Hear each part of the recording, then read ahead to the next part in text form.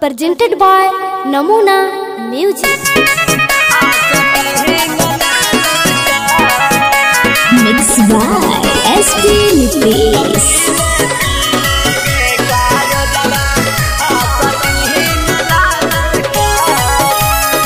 Namuna Recording Studio, Rajgir. गछौड़ी गहरा में सदैया गेलौ भिंगहाला का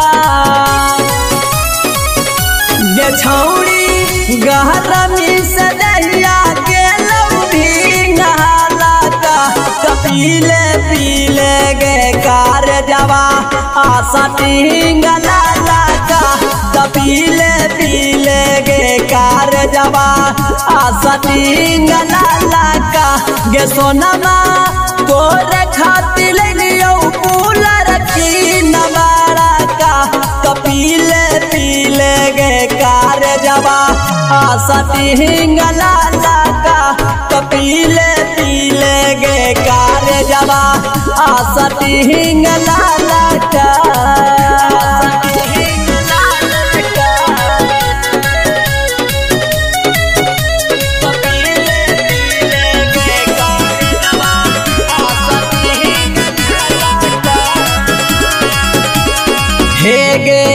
लागी जाए तो धूप लूक दे हमें समय तौगे गरमी के महतल दहिया रहिया से ने है तौगे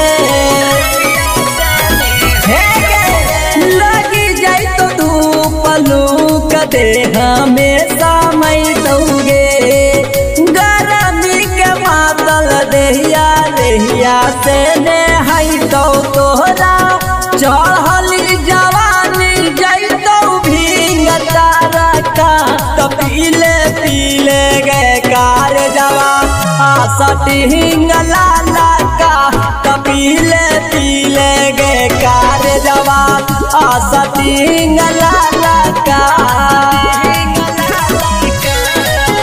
नमूना रिकॉर्डिंग स्टूडियो, राजगीर।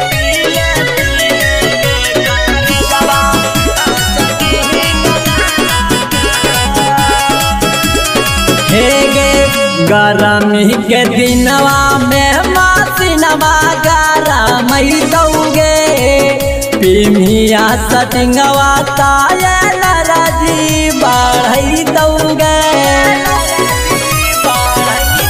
हागे गरमी के दिनवा में मासिनवा गरमई दौगे पिमिया सटिंगवा ताये नरजी बढ़ई दौ रातिया के बतिया ना भूलई तारा का कपीले पीले गे कार जवा आशा टिंगला का कपीले पीले गे कार जवा आशा टिंगला का।